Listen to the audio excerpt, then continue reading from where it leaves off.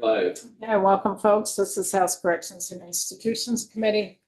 It is Thursday, April 23rd, and we're going to be talking about Bennington Monument and sort of where we are in this whole issue of trying to take care of our monument, take care of our monument with the moisture issues.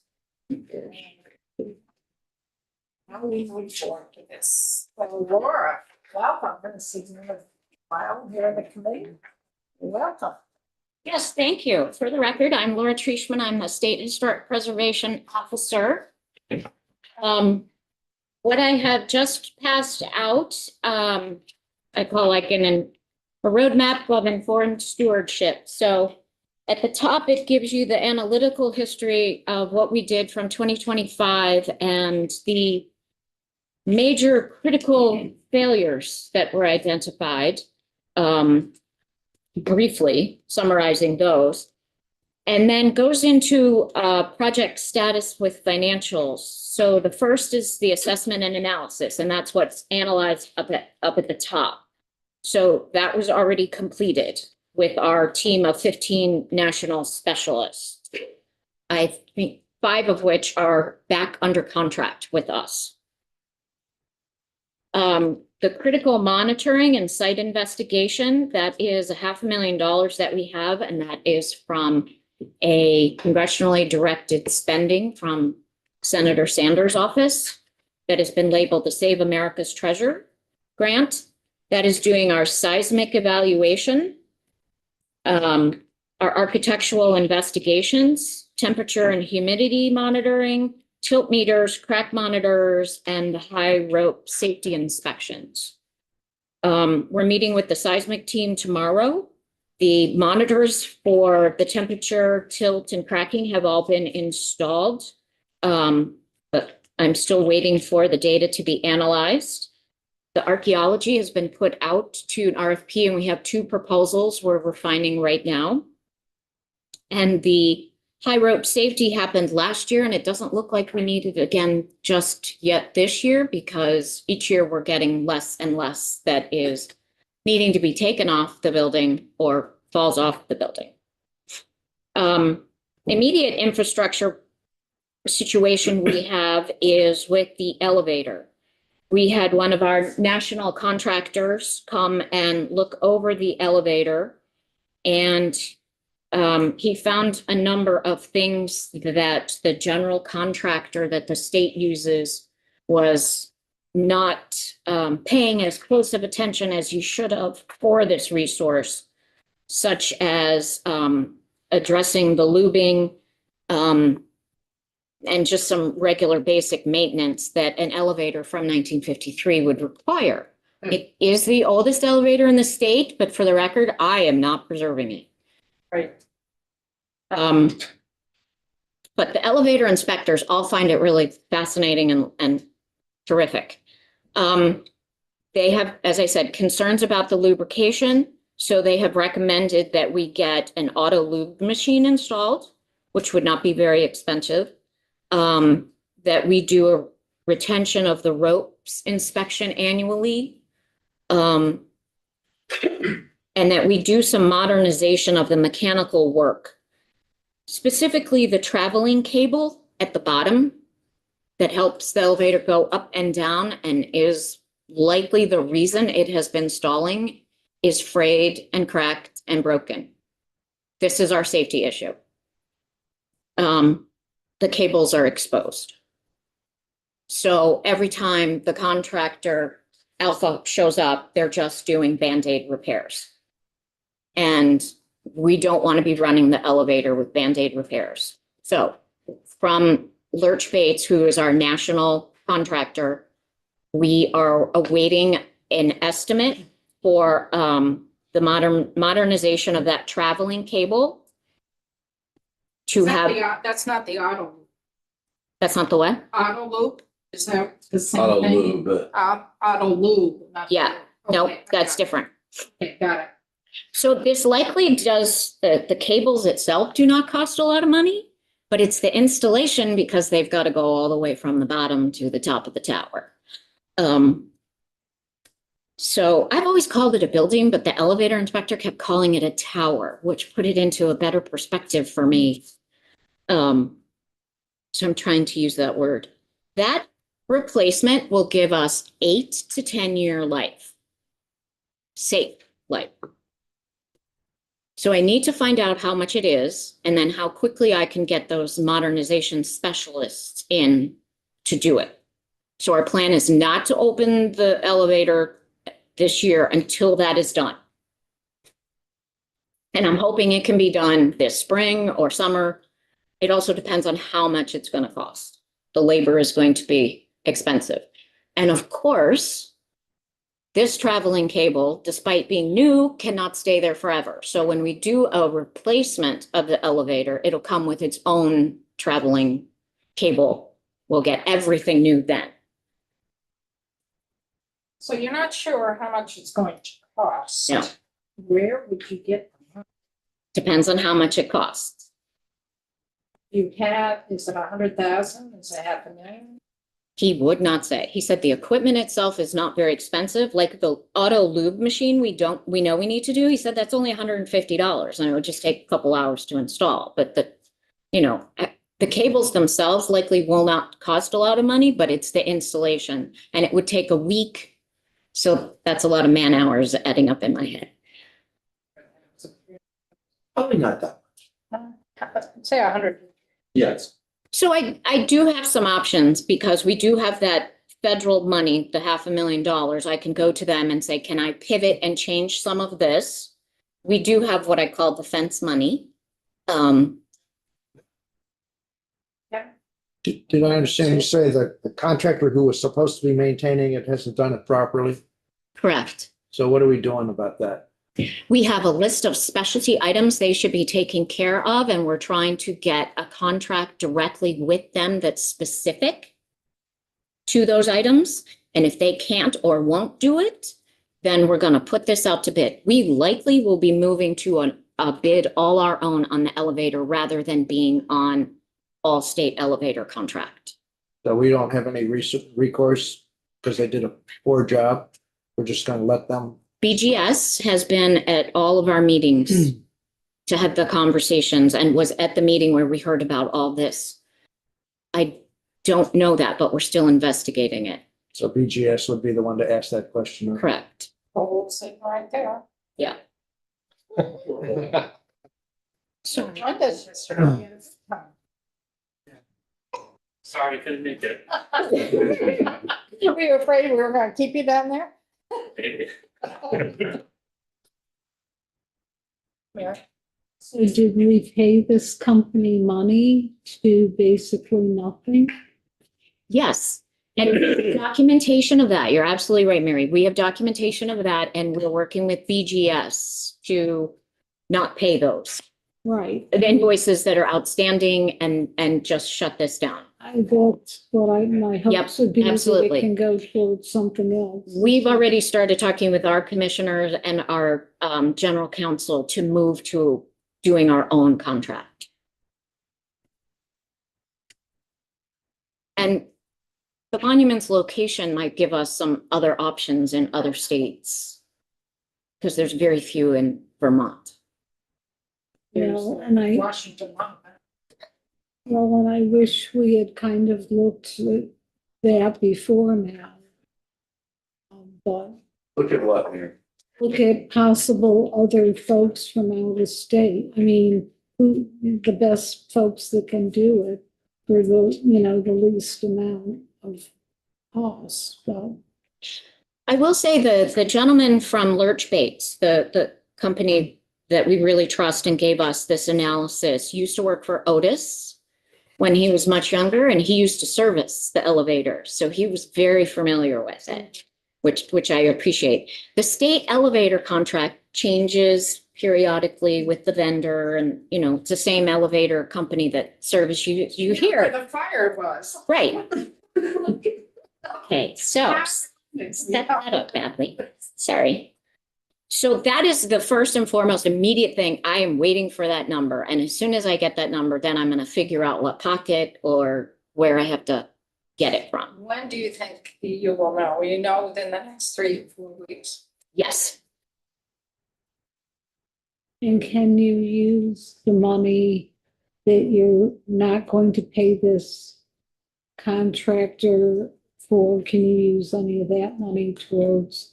we would end up using some of our major maintenance for it. Yes, yes. But in fairness to these vendors, if I'm working on somebody's 7-year-old car in the shop and I'm only fixing what's broken, when it leaves, it's still a 7-year-old car. This is So, correct. and you get something way past its useful lifespan of it, trying to keep on line, so. Right, which is why when we talked to this gentleman from Lurch Bates, he kept saying the 1953 elevator is a reminder. And that it does need to be replaced in its entirety with an elevator that is made to adjust to the climate it's exposed to. It's an indoor elevator only in theory. It needs to be an outdoor system. But if you can't perform the work, you shouldn't be taking the contract to perform the work. Is the problem in my mind. So if we've been paying them to do routine maintenance and they haven't been doing that, then you've got a problem there. Oh, yes, definitely. And we've had those conversations for a few months now with BGS, with Alpha, the elevator contractor, and recognizing that they're just giving us Band-Aids. It would work for a day and then it wouldn't. So when those, prior to the negotiations, when you were having those conversations, like last summer, Uh-huh. were they very clear to the state? These are mandates. These aren't going to last. No, they were not. They were not. No. Because we didn't. And we'd provided them a list from Lurch Bates of the very detailed things that should be done, including the regular lube and taking care of the various cables. But we were not able to get the contract updated because it's a statewide contract, which is why we now know we need to go off on our own. So that we have that flexibility to be updating things as needed. And you're allowed to go out on your own? We will have to do a lot of paperwork, but yes, Commissioner would be happy if we did. Yeah, and that would be through your division or your department or through. Agency. Be through ACCD. Yeah.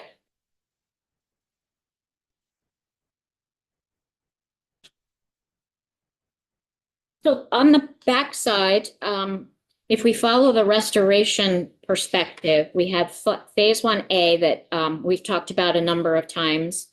And that is the preparation. This is also where we would be using major maintenance and defense money for the $500,000. And that provides us with the deliverable of the geotechnical engineering, the site safety designs, the enclosure system engineering, which is this is the scaffolding and the enclosure to dry it out.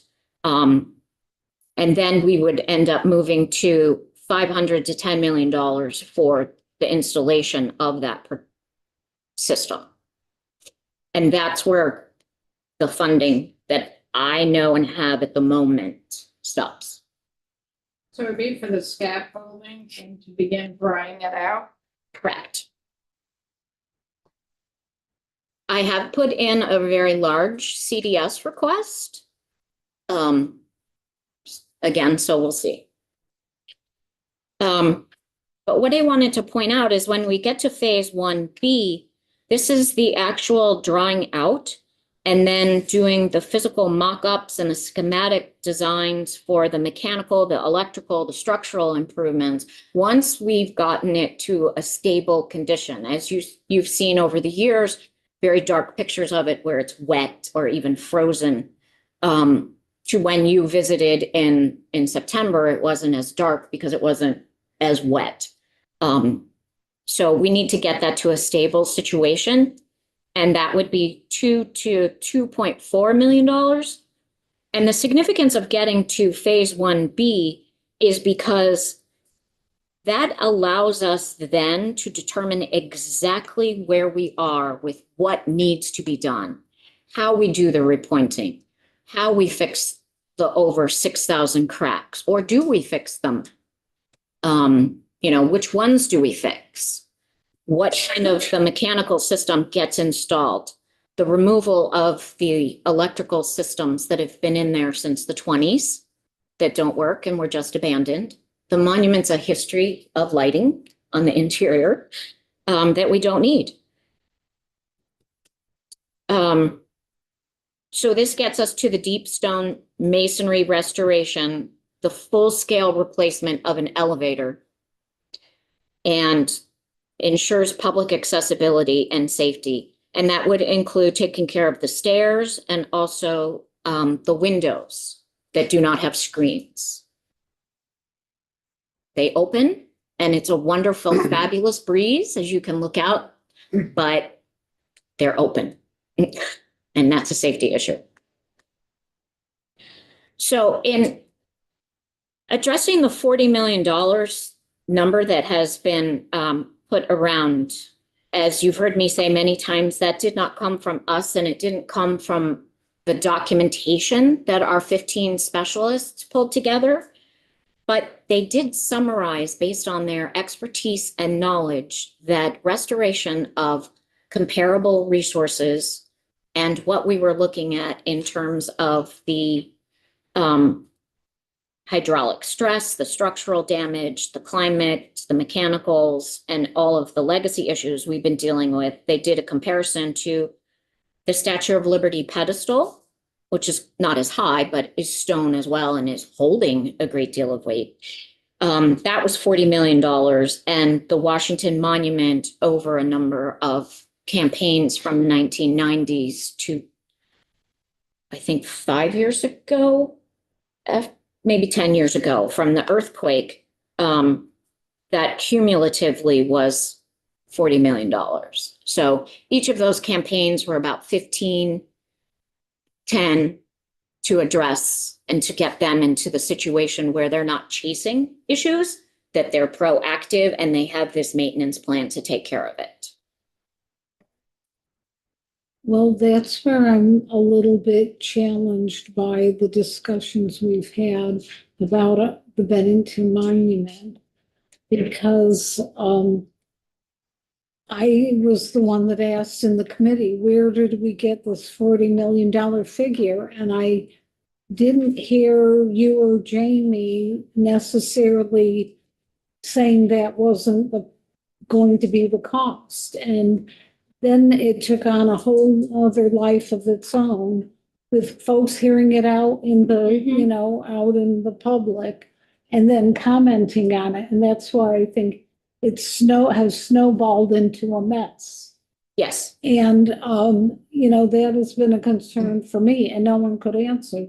The last time you and Jamie were here, a month ago, 5 weeks ago, Jamie, I believe, said that there were analyses done that you had not really received the documentation on. That's the monitor. Oh, yeah. So then the estimates they gave us with numbers takes us to phase 1B. That's as far as their financial estimates went. Then based on what they knew of the structure and similar comparisons, that's where the 40 million came from. But we never had any estimate, as Jamie was saying, to tell us what each element of the restoration from the 15 million to the 40 would get us. Right, but again, how 40 million ever got out there without, I'm someone who wants to see the spreadsheet of what, adds up to Oh, $40 yeah. million. And at that time, you and Jamie could not provide that. And it's this. Because it doesn't exist at this point. And we just get to 1B, and phase 1B will tell us how much things are going to cost, because it will define better what we need to do. The $40 million estimate never should have been just thrown out there like this is what it's going to take, because we just don't know that. It very well could, but we don't know. Right. But that has been a real challenge. Oh, absolutely. I've been chasing it ever since it came out. Well, and even, like I said, the last time you were in, and I believe it was Jamie that said they've done analysis, we more or less have paid folks for the analysis, but we didn't have documentation. We have full reports. Now you do? But we've always had those reports, but they Mm. never had the financials beyond the 15 million. That's not what we were fully told. I'm sorry, that I'm sure of it. that's what I've been trying to explain and trying to flip the way I'm saying it. So it might sound different now. Because I'm trying to make sure that people hear that we never had anything that took us to a $40 million, a spreadsheet. Right, well, then where did we get the number in this committee? And it was never denied by you or Jamie. We always said we didn't know what that added up to and what that work included. But we knew it was a comparable, and it was coming from our contract group, our specialty team, that said, when we look at comparables, the Washington Monument and these other resources, and knowing what needs to be done here, this is what you're likely looking at. It's just a big ballpark figure, unfortunately. It Right. took hold as this is what it's actually going to Right. be. Exactly. So we have to take a step back and readjust our thinking. We don't know what. It Right. could be as high as 40 million, but it may not. Be. It could be more. It may not be. We just don't have enough of the information. Right. At this point. So right now, I'm trying to track the money. So in phase 1A, you have you've got secured state funds. Is it only 500,000? Yes. And that 500,000 will get you what? It will get you the geotechnical engineering, site safety design, and enclosure system engineering. Correct. What is the 5 to 10 million there? What is that for? Is that for the preparation and installation of construction of the protective enclosure? Correct. Okay, so the 500,000 will give us the scaffolding and beginning of the drying out process. Is that what that 500,000 will get us? It will give the design of. Will it also put up the scaffolding? No, that is the 5 to 10 million. Okay, so is this the design? So when do you anticipate having that design, the scaffolding and the drying out? When do you anticipate that being completed? To be honest, I'm waiting for the estimate on the elevator And in case I have to use a good chunk of that money. How long will it? I'm expect, Within a month. yeah, I'm expecting to get the estimate in a month, and then I can move those funds specific, encumber them for that. And then the remaining I will put out for, we're already talking with several of the engineers and the designers who've been working with us previously. So I'm trying to track the money. So the 500,000 in phase 1A is state secured funds. That is not the same 500,000 from the federal grant, or is it No, separate? yes, So what I heard flipping back to the elevator, and the new cable, the auto loop mechanism, and then the expensive part of the cabling is the labor. We don't know what it would cost, but you were anticipating hoping to take some of that money from the 500,000 federal grant? it depends on how much it is. Yeah, I can go to the Park Service and say, I would like to amend the scope. So the 500,000 in phase 1A, human state funds, is that coming from what we've done in the capital bill and a reallocation that we did last year at all? Correct. So if there's anything left over, the 500,000 from the federal grant, you could combine that with the 500,000 of the state funds. you Yes. have To get to what you need to know for putting up the scaffolding and the protective enclosure. Yes, just does the design work for that. All right. You talked about a CDS, a large CDS request a moment ago. What, can you explain that to us, what that is? Yes, so I put in requests through Senator Welch and Senator Sanders' office, both of them, asking for $10 million to do the preparation and the construction of the protective enclosure. So that would be the scaffolding and the enclosure system to dry it out. It is well above their base number for historic preservation grants, but I have not heard, knock on wood, any grumblings since I did it a month ago. So you've asked the congressional delegation. Yes, Correct. this is also a way to keep them very educated on the project. I will say it, and I don't mean it as a negative, but I would have appreciated having that knowledge. You know, that things are being done in this regards to secure money. Because, you know, it's important for us to stay on top of it, and we can be supportive of any way. So, Thank you. So when do you anticipate the design of the scaffolding and the enclosure system to be done? End of this calendar year? That is my hope, yes.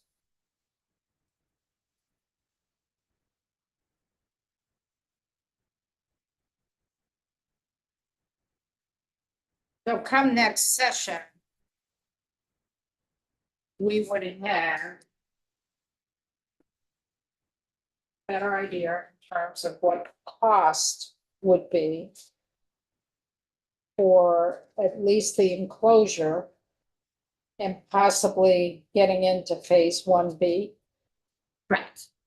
I would also know about the congressionally directed spending allocations, and I'm really hoping, praying that the elevator will be up and running to start its 8 to 10 year count.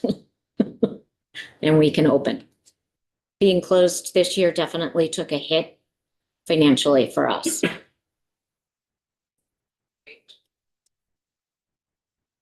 question. Hi. Thanks for this information. I have a question. So with the engineers and the drying out process. And we get to the end of the drying out process. And we take the enclosure off. And you take the scaffolding down. Then what protects the stone from getting wet again? So we dried out. And then we will do testing to figure out the exact correct way to repair the cracks and repoint the mortar joints. You will do that during the drying out process. We You'll will do that do, after that. we will do mock-ups as it starts to dry out, when we get to a good static dry. Yep. Because it needs to keep getting wet and dry as part of its process anyway, but not to the extreme it is now. So while the scaffolding and enclosure are up, we will do those mock-ups to identify the best way to do it. Mhm.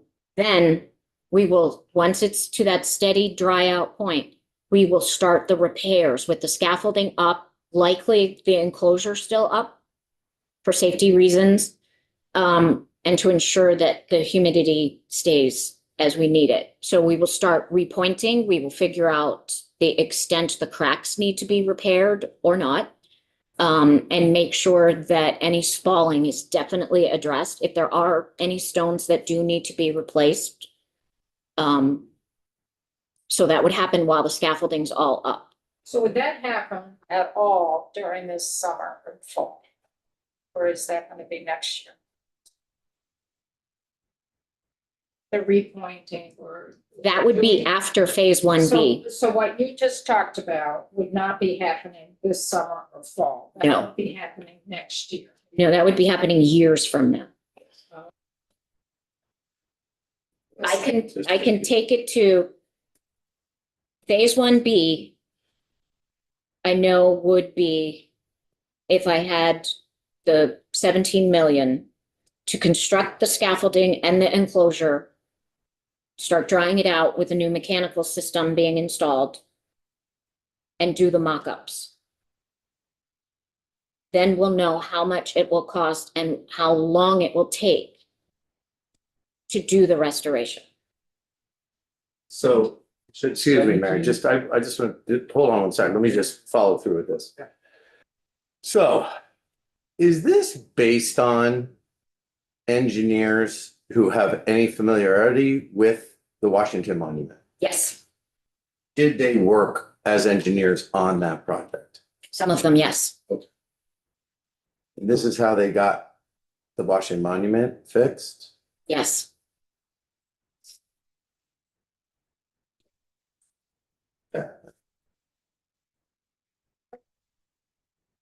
This is the first time I'm hearing 17 million. That's when you add everything up to 1B. Yeah, I'm seeing 5 to So I think 10. there's, There's a Then I'm million seeing 2 in to project 4. status.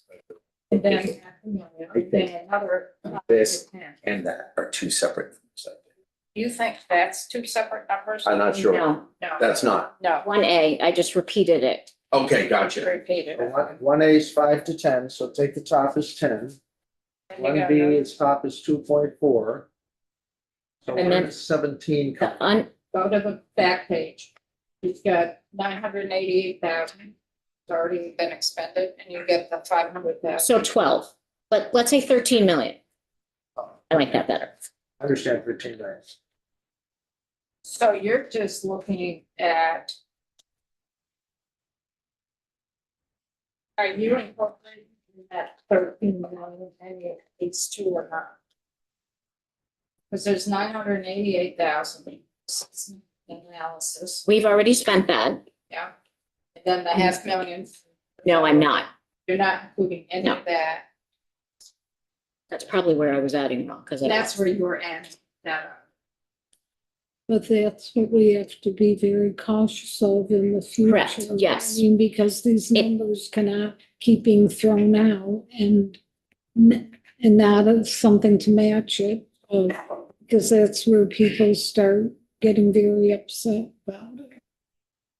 And Laura, is the drying out and the stabilization, is it a good assumption that that's going to require adding heating and ventilating and air conditioning equipment?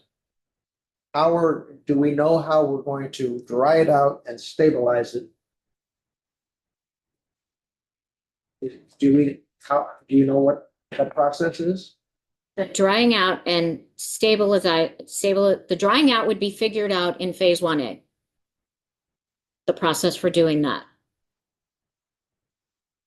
And actually start doing it. And then the mechanical designs for that system to stabilize it is in phase 1B.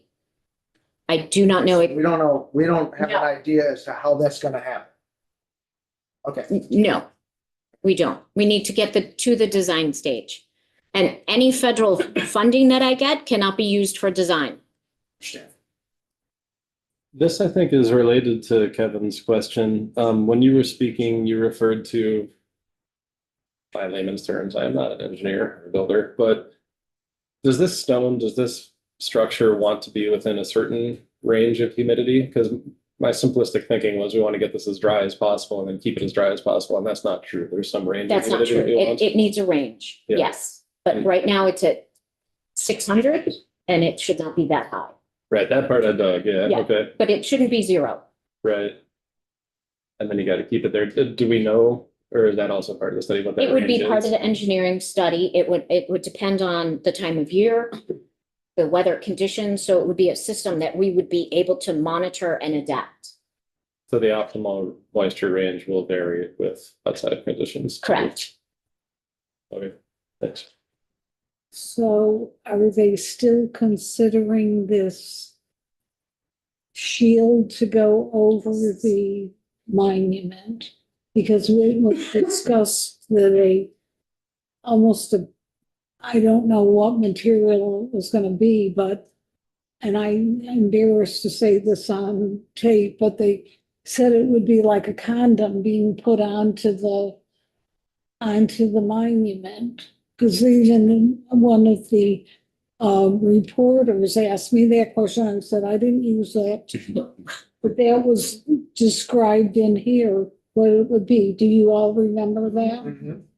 It would be the scaffolding against the monument, and then the scaffolding would be wrapped It'll be wrapped outside outside the scaffolding. so you wouldn't see the scaffold. No. It will be wrapped. And you wouldn't. see It would, and it could be a material like they use in Europe where they put images on it. Sometimes they will put the image of the resource they're covering on it. So it would look like a very large fat monument. But it will be wrapped and it will have to have holes for some ventilation to it. So that's still being considered, or is the? That is the best way that the engineers have analyzed to dry it out. That it does need to be wrapped, and that enclosure system would be designed in phase 1A. Sean? Is there any way, so you're dealing with a group of engineers or some engineer who has had this experience? Yes. Is there any way to have them give testimony here to us? Yes. Yes. Have you entered into a contract with them or are you still negotiating? I'm in contracts with a few of them. I don't have all of them on board that I want. Yeah, that may be the dicey part because you're still negotiating contracts and that can't. When you're in negotiations, in a contract, but you can't bring folks in to testify Okay. until the Understood. contract has been signed off. We do have a really good one who's in charge of the seismic and has been on board the entire time. And he now is but his company was bought out and they're with TY Lin. And he's really giving us, okay, we can do this or we can't do this. You need this type of engineer, you need this type of person. He would likely be the one that I would bring in. He's the one we brought in to talk to the commissioners and ACCD and the commissioner at BGS. Kevin and Brian? Given that the monument has stood for as many years as it has, my perception is the goal is to dry it out and maintain the proper range of humidity within. Drying it out, I believe, will take some kind of an HVAC system. And whether you enclose it or have proper airflow by maybe shutting some of the windows or whatever, you're still going to need to maintain that atmosphere. So it seems like we're doing a lot of testing for things we don't need to do. What we need to do is figure out how large of an HVAC system we need to have and how much enclosure is required to have that system operate properly. And then you know how much it's going to cost not only to put the system in place, but then it's what it's going to cost annually to maintain the environment. That's correct. That is phase 1B, what you just described. So can I ask what kind of contractors you have specifying that system? I don't have them on contract Who yet. are you working with? I'm not anywhere near phase 1B. What's being said, why aren't we doing an HVAC system right now? Why are we fooling around doing scaffolding and encasing? Because there are over 6,000 cracks in the stone. And the stone is too wet to fix and correct the mortar joints. And that's what the repairs that took place in 1990. The monument was too wet. The repairs didn't take hold, and that's what's falling off of it now. Right, but whatever it takes to dry them out to the right humidity Right, is going to be needed to maintain that. correct. But And by definition, the only thing you can do, you're not going to put a heater. No, You're going to need an HVAC system to dry it out and to maintain it. That would be the Correct. first thing. Right. So the question is, why aren't we Why aren't we doing doing that that? now? because That's the question. to move that from phase 1B to 1A. Why isn't that phase one? The heck Right. with Why isn't that happening? Phase Right. one B, why aren't we automatically right now putting in an HVAC system in there to dry it out? Regardless of what repairs need to be done. Right. Or whatever, why aren't we looking at putting in an HVAC system now to dry it out? Because it has too many cracks and holes in it. So if I'm gonna use my analogy, if I invited someone in to air condition my house and I had no windows in it, they'd say, well, we can do it, but you gotta put windows in and you gotta close those windows at least some of the time or whatever. They would tell me what I need to do to create the proper air conditions in my house. That's what I would recommend we do with the monument, is we bring the people in who will maintain the proper atmosphere and have them tell us what that we need to do so that their machines can work. Because they would define what the most efficient size is and conditions are, so they can meet the specification. And that's what we need to do so that we can then fill the cracks or put the right. That's why I think So the cart before the horse is, as Alice has properly said, is I necessary. hear and respect exactly what you're saying, and I think it's a very valid question, and I need to bring it back to the engineering team and say, can we move this forward? I do know I will get the one response in that we need to make sure we have the stone engineers working side by side with the mechanical engineers. Yeah. Because what has happened in the past is we've only had one engineer with a specialty and they were overstepping and assuming.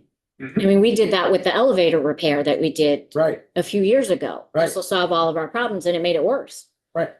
So I don't want to pick just one specialty and fix it. I want to make sure that if we're moving something further up the queue, right, like the mechanical, I want to make sure that I've got the stone engineers on board as well. So the mechanical would be the HVAC system. Yes. But you need to know how that would impact the stone if you go ahead and. do Right, and I don't want to rely on a mechanical engineer to tell me how the stone's going to react. I want the two of them to play well. They gotta work together. Yeah. Absolutely. Yep, But- I see your point. Yeah. Whatever you're gonna use to dry it out is probably gonna be the same thing to maintain it. So they have to work together at the beginning, otherwise, I will go back and check and ask. And right, yeah, I do know, as you've heard Jamie and myself say, you know, this is not just one fix. It's a lot of things and we need to make sure we're doing them together. But I hear what you're saying and I respect that and I will ask, but I need to make sure that I've got the rest of the team on board. Yep, may I give you another analogy? To put an ice skating rink in down in New York City. Rockefeller Center. They say, we can do it. But you got to do thus and so, and you can only use it between November and January because the temperatures get too hot in New York City to Mhm. maintain ice. But we can do it. Now, they tell you what size refrigerating system is necessary to maintain that ice within those parameters. But we've got the same kind of situation here. yes, but I still need to make sure the stone is protected. And that's Oh, no, I part of understand. what's been happening is the stone itself has not been properly protected Right, and maintained forever. right. I understand that. But that's the specification you give to the HVAC people. You say, this is what I need, and then they tell you how big of a system you need. Right, and I Okay. think that process was how it was planned out, but I see what you're saying is move the mechanical up. So let me Yeah. chat that through, because I'm not an engineer. And oh, by the way, when they do that, then they can tell us how much it's going to cost us to maintain it moving forward, which is the root cause to the problem, because we decided years ago to stop maintaining it. Where they may tell us this isn't gonna work. Exactly. Right, exactly. No, that's, yeah, that one keeps me up. So we have a lot of questions. Yeah. Kevin, James and Sean. I mean, yeah. Yeah, they're good. Whatever It's your name all is, right. Brian. Um, Should not Karen. sad to report there are two questions, but I think they're small and contained. One is we know through that experience what happens when it gets too wet. Do we know what happens when it gets too dry, or do we just? It would likely have the same, Same thing. yeah, that's why we need to find the sweet spot. Yeah. And then the other one is there any, do we think there's any world in which, you have this sheath or whatever, Rick Morris here refers to dry it out, is there any world in which we have an ongoing long-term solution that doesn't require something like that? Like, is it always gonna have to be encapsulated and closed to solve the Oh. long-term? It would No. temporarily have scaffolding and an Right. enclosure, Right. and that would come down. And would not likely be necessary for the long-term solution to keep it within this optimal range. No, no.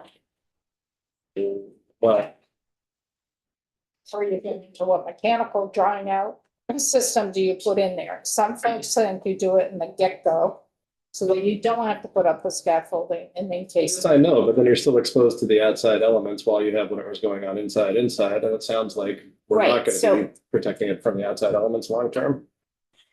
We would by repairing cracks. Yep. And fixing mortar Yep, and making sure the stone from the inside out is at a good humidity.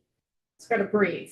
Right, But right now you got so many gaps that it just can't even breathe. it's absorbing all the humidity and it has no process right now by which to expel of it. Yeah, Yeah. it just, Coming in through the cracks, but it can't go out. It's not going out that way. It's Right. going out through the stone. right, because it was heated up until 1970 when we had the energy crisis. And they didn't need an enclosure then, they just maintained the heat. For a while. James and then Sean. Trying to think of wording this in a nice way. I feel like this might be unpopular, but I'm gonna say it anyway. We all want this to be simple. And whether we want to believe it or not, it's not. It's not a house. There's only a few obelisks in the world. Whether it was dry in 1970, we don't even know. What the condition was in 1950, we don't know. We know what it's like now. We have ideas that putting HVAC or anything else inside might help. But if you watch enough TV, watch enough experts on different things, whether it's building, geology, or anything else, you'll often find that what seems like a logical conclusion isn't.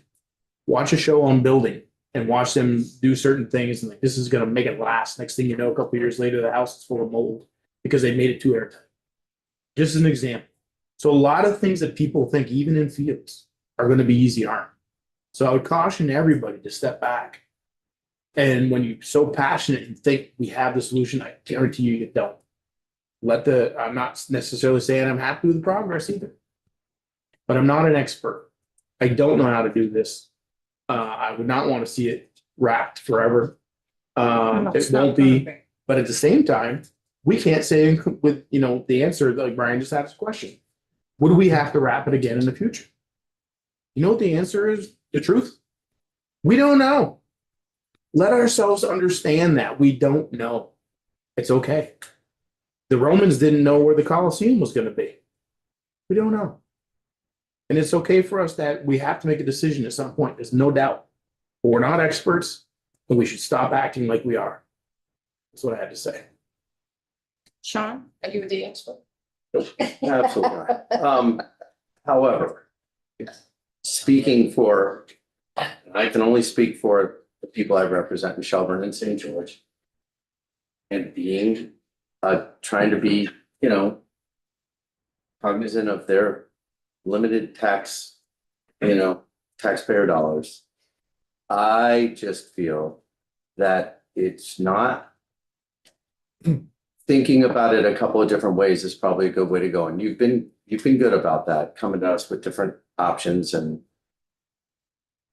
but I do feel that we don't have enough information yet. I know that you're working with these engineers about what really, what happened. That at the Washington Monument. I kind of feel like that is a really good example, and to find more about how that process went, to understand what the engineers did for them, the process they went through. But I do hear when, what Kevin's getting at is that it seems like that would be a fairly inexpensive way to go, is to see if the HVAC system, which eventually you're gonna put in, if you did put that in before and let that run for a little while and see how that works, that's a much smaller investment than the drawing out process from the outside, which doesn't seem like, I understand we need to fix the stone and the mortar, but that stone and mortar is gonna get wet again after you take that off. And I'm just wondering if we didn't use because you said to us when we were there that the mortar has not fallen off as much as it did, that it's a lot better now. So maybe the products we've been using have been working better with the wet rock. So I would hate to spend all this money to not really, to maybe fix a problem that doesn't even exist. So I don't know if it's the mortar that they used 30 years ago that wasn't really good and didn't hold up. And maybe it's just, we needed to use better mortar that was more flexible, which they have now. They have a lot of great epoxies that work really, really well. They're out in this walkway right out here on the front of the Capitol, and those epoxies really work well. But anyway, I understand where Kevin's coming from, and we're just trying to, when you're looking down the barrel of 17 million, and then that only gets us to wherever we're gonna get to, it's just hard, it's a lot of money, and we're trying to be stewards of, Vermont taxpayer money. So that's where we're pushing that. No, I understand and I appreciate that because it keeps the conversations going. I do not anticipate to be using any state funds for any of this going forward. I am looking for grants, donations, federal dollars, and with your wishes, fundraising in the Capitol bill now. Right. And we would do that in various campaigns of specific things. I also do not anticipate that we would do absolutely everything on the pick list, because as we learn more about it, we know our process will be changing. And I think that's where we need to get that mechanical system identified and the drawing out working together so that we know where we go next and how much that costs. Okay, understood. Yeah, thank you. And the repairs that are falling off or have fallen off the building, in 1990, they repaired from the observatory up. So basically the green up to the top only. And that's what's coming off. And we have, for the past 6 years, have vertical access, climbing up, removing all of that. And I know Jamie told you it's been rooms full and now it's just buckets full. So I think we've removed it. I don't think it's working better because of the humidity of the stone. I think it's been removed. It hasn't been replaced. No. Gotcha. No, and that's where we do need scaffolding or rappelling of some sort. I don't know if they can replace mortar with rappelling off of it, but figuring out how to fix it. It's a challenge. It is, and I also don't have a lot of money to be spending on just designers and engineers to keep studying. I've already spent a lot of money on that, and we've got great history and stories of what's wrong with it and recommendations of our next steps. And that also has a time limit on it, right? Because the monument is continuing to live and change with each climate. So I'm hesitant to do more studies to get me where I need to go without knowing where I've got the money to fix it.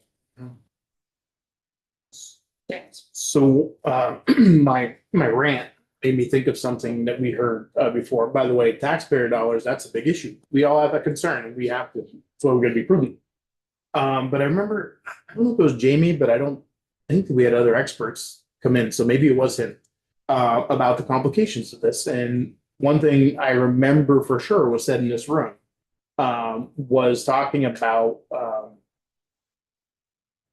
heating from inside versus the outside and the expansion of the rocks. I looked it up, like I still don't really understand exactly what I'm looking at, but there are issues with just like heating according to the experts. And I remember, I think it was him who said this, that if you just heat it from the inside, there's issues with the way the rock expands, et cetera, et cetera. The details I'm not gonna get into because I'm not that guy, but we also have to try to remember that part, that it isn't as simple as it just is. So, And I think the elevator mechanicals that we put in a few years ago show that, right? We took out the way to raise the elevator up and replaced it with a computerized system, which brought heat into the building and it didn't react well and caused more problems. And now we've got significant corroding because we did that. We didn't know. But you're not taking moisture out. You're just putting heat Taking in and that moisture out, makes it except get the worse. moisture out. Right, You've got to get the moisture out. You exactly. gotta maintain an atmosphere, whether it can't be too dry, can't be too wet. That's why you give an HVAC That's exactly right. the requirements. well, And then they tell They may you what not you know need. the size of the system that would be. they may not, but also the Idea. HVAC for a house and this are different and, you can, again, you can go research it, you can talk to experts, like whatever. But the granite, for example, expands in a different way than a house wall made out of 2x6s, right? The limestone. It's very different beyond our capacity necessarily for every one of us to understand. Maybe somebody in here is a geologist and I don't know. But you just have to keep that in mind. That we want it to be easy, it's just not. It's limestone, right? Or, limestone too. I Yes. mean. And there's a little bit of marble and there's a little bit of sandstone, but it's limestone. Yeah, it's different. So most experts, when you just talk Yeah, about and- both sides. And this reminds me that as part of what we're doing now with the monitoring is we are monitoring the temperature and that will inform the mechanical system engineers. I just wanted to say so that there's not another number out there. Sean, you said 17 million, whereas I heard Laura say 12 plus, for one section. I appreciate where you're And coming from. But I just don't want more numbers out there. So we've got to be, because that sets everyone off. I've heard of other plans people are talking about that could fix it. We've got to let, hopefully, the experts, and hopefully we've got the right ones to give us the final figures and a plan to go forward if we're going for.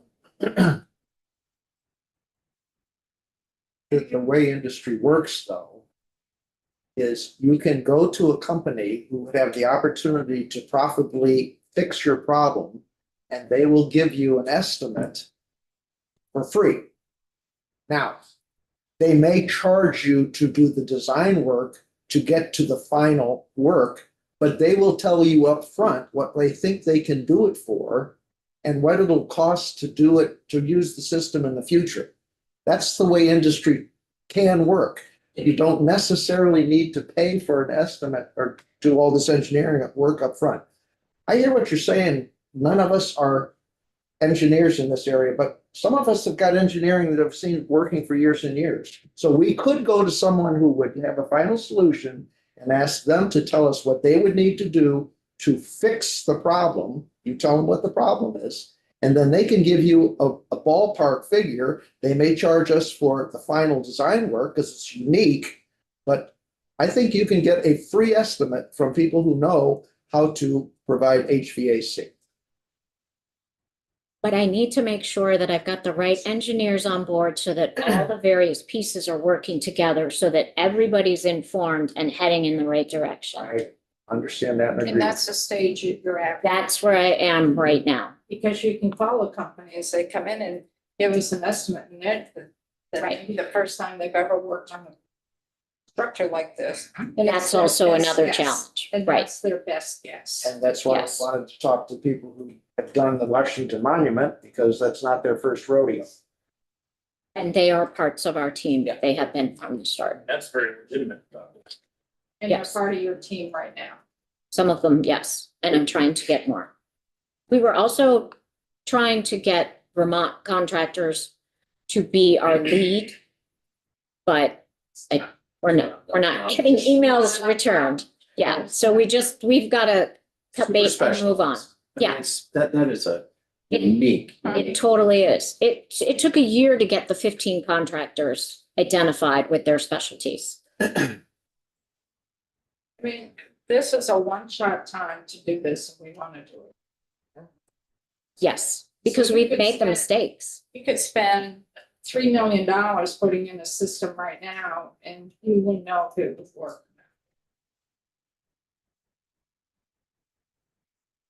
So you have to balance that out. And quite honestly, with the money and capacity that I have to balance all my other historic sites. Yeah. And we have 4 major projects going on right now. I tried to stagger the money coming in, but the projects are all happening at the same time. So you've got the monument, Constitution House, Village. Moral Just and Baron Boyd, we were just awarded $867,000 of federal money and we got a $500,000 donation. Oh, cool. Nice. Nice job. Terrible. Really, when it first came out. When I started 12 years ago, the thought was to sell it. And I was like, okay. And then I went and saw it and I was like, no. Could I ask? Yeah. one? So in Bennington, you've got, or the Agency of Commerce and Community Development has 3 meetings planned for the community. Understand that input from folks, but I'm almost wondering if it's the cart before the horse, before we know what we're doing or the amount it's going to be in order to try to fundraise or do whatever, because a lot of times settings like that will throw out more different information, and I'm concerned about that. Yes, I want the public input, but I'm afraid this may be a little bit before the cart before the horse. That is a wonderful observation. But we have hired a facilitator, so we have got someone that's keeping us, reminding us how the community needs to hear things. We are not presenting an actual project. We are presenting the study that was undertaken and what was identified. We are talking about the challenges that we have and not how they could be fixed. Our goal is also to correct the $40 million misunderstanding. Well, and again, I would have appreciated these meetings are on days that we're here in Montpelier. Right. One's next week, so I'm going to have to drive down and drive back and then drive back down on Friday, and I'll do it. But you've got 3 members from Bennington that sit on institutions committee, Will and myself and Rob Plunkett downstairs. And we were not told until we received. The last time, respectfully, the last time we were here, we said that there would be an in-person meeting in April and a virtual one in May. And then in October, we would be coming back to present what we knew more of and to let people know what we were hearing from them. So another major element of the presentations is to say, we have these alternatives. And we're going to have a workshopping process where people get to tell us through the sticky, different colored dots. Full restoration, partial restoration, limited repairs, repurpose, like do nothing, and get rid of it, decommission it. Well, as I've said before, plan on Battle of Bennington 2, should anyone. Yeah, we see. just want to be able to know what Vermonters want. And because this monument belongs to them as well. So we just need to hear that. But this is also not the first of, or the last of any meetings, I should Right, say. but respectfully, for those of us, and I would just be there to listen anyway, I want to hear what folks have to say, but I would have appreciated, and it's not about me, I would have appreciated being able to sit in that room with our constituents to hear what their thoughts are.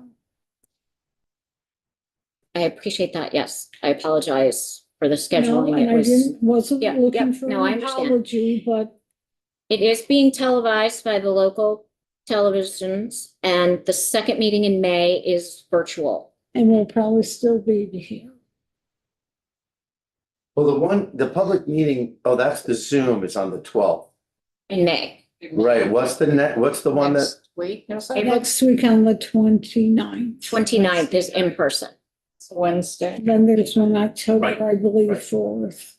October is also a virtual meeting, and that is to tell people what we're hearing, not to say this is the path we're going. Because one of the slides we're including is, we're not the decision makers. I'm getting a lot of flack from the community, like, why aren't you fixing it? It's not my decision. It's my recommendation.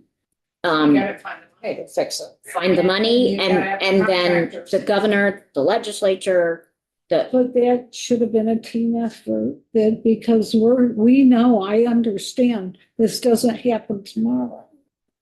But we should have had respectfully been included in being able to at least be before our folks, understanding and possibly being able to calm their, concerns about the project. So I hear it all the time. People locally, it's just concerned because it's such a part of Bennington. yeah, no, I totally understand. But not only that, it actually brings people into the state for tourism. Mhm. And, we've got a number of projects going on down there historically. The Walloomsac Inn, they just did the old First Church, the Everett Estate, which was a stone mansion that's being all refurbished, a multi-gazillion dollar initiative that's going to be a game changer. You would like all of this looking to possibly be working hand in hand for the betterment of an area to help promote tourism back into our state. But whatever. So you've heard a lot today, Laura. I hope it's been helpful in some ways. Yes, It's your first Yes, thank you. conversations with folks, your contractors, thoughts, maybe really vet. Would it be worth it to put in? Would it be advantageous to put in an HVAC system now? To try to dry it out and, put that question on the table to see what responses you get. Any other questions? And I apologize if I sound too Oh, no, I passionate understand about your- this project, but I mean, It's fine. Anything else? Thank you, folks. thank you. Thanks very much. Thank you. Thank you for putting up with the alarm and the All right. evacuation. So for folks, we look at the schedule here. We are gonna take lunch, we're on the floor at 1, and after the 4, we get EDS coming in. Talk about the Wi-Fi. And then we're gonna have Katie McClint come in to go over, she was gonna put together a list of function. We kind of vetted with her on S-193. And we're gonna go over that and help give her some direction in terms of what we're thinking, so she can come back with some draft language. Today's Thursday, next week. So put on your thinking caps. Lot of thoughts on how we move forward with S-193 in terms of our look I got a thin one. and help upstairs. Please do it. So we're done for now. We will be back after the floor. It'll be around 3 o'clock.